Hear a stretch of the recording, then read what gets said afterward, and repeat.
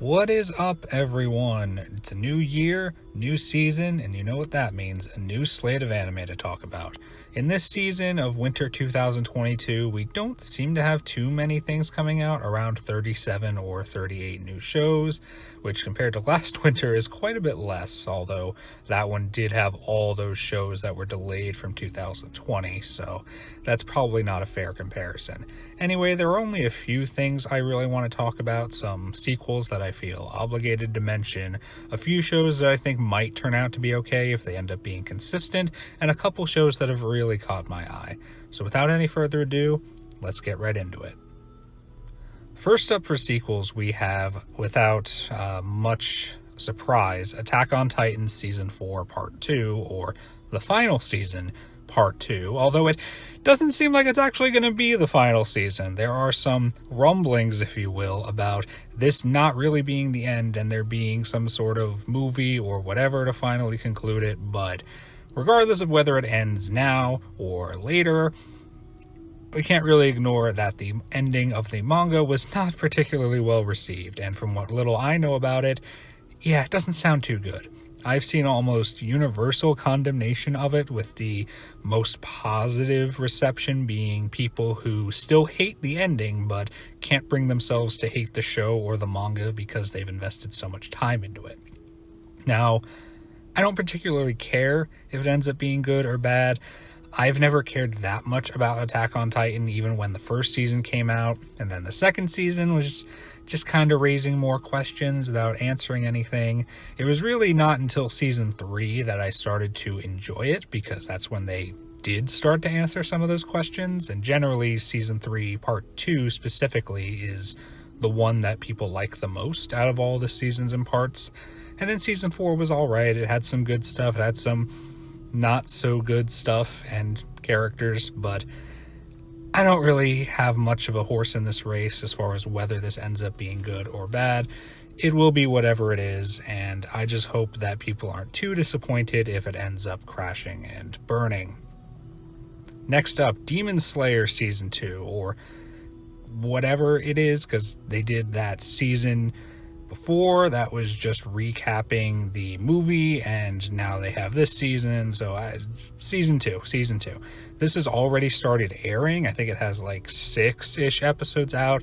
Personally, I'm waiting for the dub to watch it, and I'm looking forward to this probably the most out of all the sequels. I generally liked Demon Slayer. I liked the world and the atmosphere and the animation, but it is UFO Table, so that's not too surprising. I didn't particularly like some of Tanjiro's companions, and you know who I mean, even if I did generally like Tanjiro as a character. So yeah, I mean, decently looking forward to this. If you've already started watching it, then you know if it's turned out good or not, but generally people seem to be liking this, so looking forward to that. Next up, we have Teasing Master Takagi-san Season 3.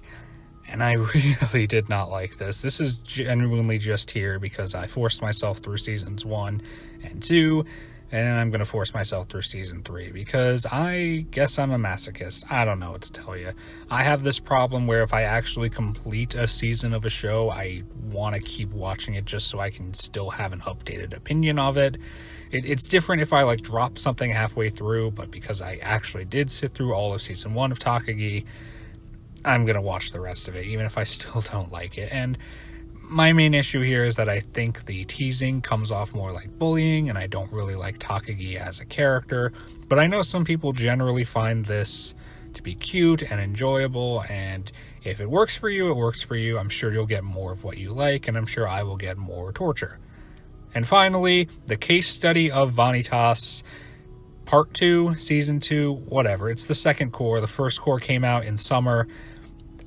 I didn't really like this as much as I thought I would. It was just kind of boring, despite having this cool, like, alternate history, like 1800s France with, like, all this cool technology and, like, vampires and, you know, a vampire world and vampires in our world. And, like, it seemed cool. It had a cool premise, but it was really, really boring.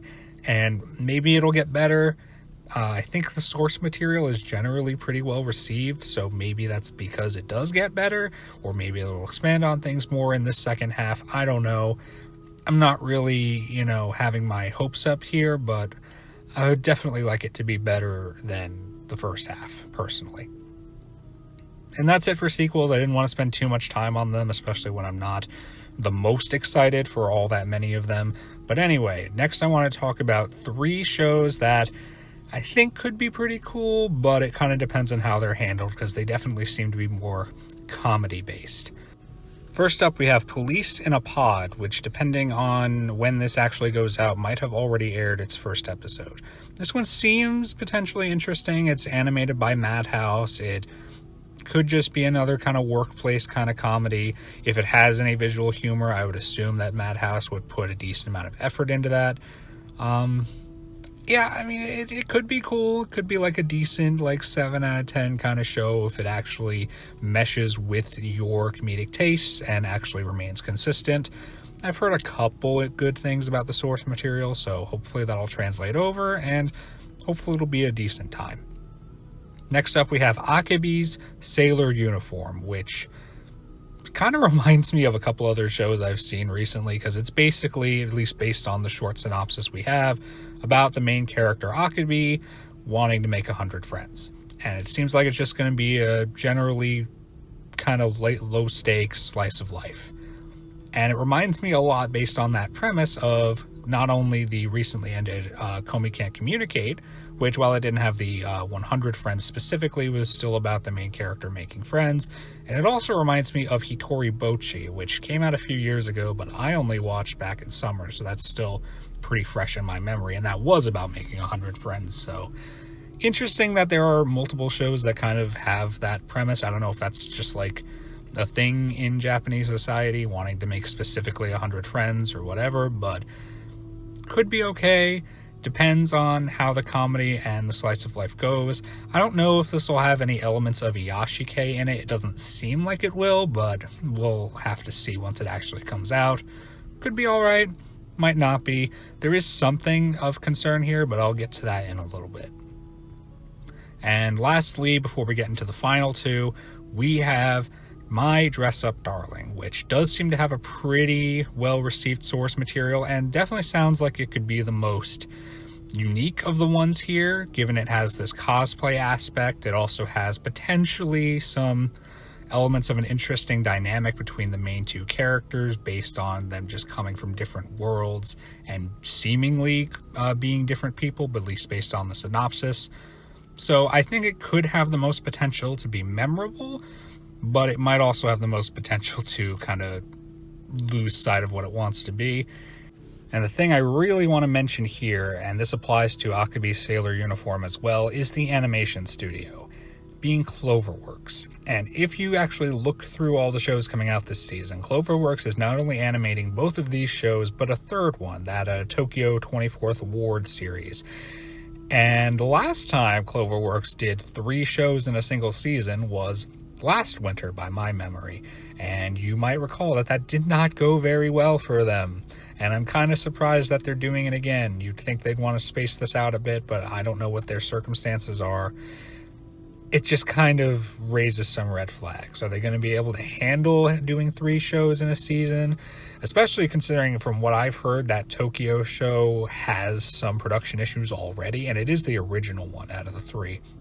So that may not be the most surprising, but I really don't want them to have a bunch of duds again. Remember from last winter, they did Promised Neverland Season 2, which most people hated. They did Wonder Egg Priority, which most people hated, at least by the time it ended, if you can even call that an ending. And then they did Horimiya, which most people liked. Horimiya was definitely the one that came out the least damaged, but there were still people who didn't like that it skipped over stuff from the manga, so hopefully they won't just have 1 out of 3 that work out here, although I don't really have high expectations for that Tokyo 24th Ward show. But hopefully they won't screw up these 2. We'll have to see, but I'd be remiss if I didn't mention the concerns I have here with them doing seemingly the exact same thing they did last year, and with that not working out, I have to be worried that it won't work out this time either. And the final 2 shows I want to talk about are the ones that have caught my eye the most. First, we have Requiem of the Rose King, which is an historical show based around the War of the Roses, but with some supernatural aspects and some alterations here and there. It sounds really interesting. It looks decently interesting. It is JC Staff, and JC Staff can sometimes do an amazingly well-looking show like Flying Witch, or they can do a show that doesn't look as amazing, so who knows how the quality will turn out on the animation front, but the story genuinely sounds pretty cool. It almost kind of reminds me of like The Rose of Versailles, even though this is England and not France, but regardless, an old historical show with some shoujo aspects mixed in and some alterations here and there for the sake of telling a compelling story. I think this could be really cool. It could be one of the standout new shows of the season. We'll just have to wait and see. And the last one I want to mention is a show I've had my eye on for a while now, and that's Slow Loop. And the reason is because I'm really, really hoping this ends up being a genuine iyashikei. Now, you might be wondering if you know what that is, and I'll explain in a bit if you don't. Why wouldn't I think it is? It seems like it might be, and it might be. Iyashikei, if you don't know, means healing shows and is basically a subgenre of slice of life that specifically focuses on shows that tend to be very relaxing and low stakes, and in my opinion, need to focus on the scenery and the backgrounds and really trying to get you invested in the world and make you almost want to like be there, be in that background, be in that world it's creating. It's very chill. It's very enjoyable to me, though not everybody. And I personally have a very strict definition of what qualifies as iyashikei, though not everybody does. That would honestly be a really interesting video to make one day, going over just what is iyashikei. But some people will just consider any old slice of life iyashikei, which kind of defeats the purpose of having a subgenre if it's just the same as the main genre. But for me, it really needs to have that focus on visuals and backgrounds and scenery and just making the world feel so rich and vibrant and atmospheric. And I don't know if this will do that. The PVs don't really give that vibe all that much. Some of the visuals, just the still images do, but we really are just going to have to wait and see. It might already be airing depending on when this video goes out, so we'll see. But I really want this to be good. Last year we had a lot of good iyashikei. We had sequels like Non-Non-Biori Season 3 and Laid Back Camp Season 2. We also had Super Cub, which I really, really loved. So I'd really like for this year to have some great iyashikei as well. But I don't know. It's hard to say because there have been shows that I've looked at and thought, oh, this could be iyashikei, and then they're not. Things like, well, the one that this reminds me the most of and seems to remind a lot of people of just based on the premise about girls going fishing is Diary of Our Days at the Breakwater, which came out a couple years ago. I watched that over the summer, and to me it is not iyashikei because it really has no interest in focusing on visuals. Like every now and then you'll get a nice shot, but it doesn't want to take the time to focus on that. And I generally didn't think it was very relaxing, mostly because of characters screaming over fish and things like that. So that was more of just a general slice of life to me rather than an iyashikei. Although some people definitely would consider it iyashikei if they have a less strict definition. At the end of the day, it depends on what relaxes you. And that did not relax me, and I'm concerned that this will end up being more like that than something like a Non-Non-Biori or a Super Cub.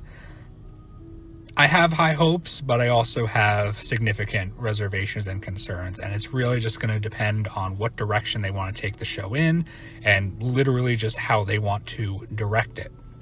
Do they want it to be an iyashikei or not really? Because really anything like this could be an iyashikei if the directors decided to make it like that. So who knows? We'll see.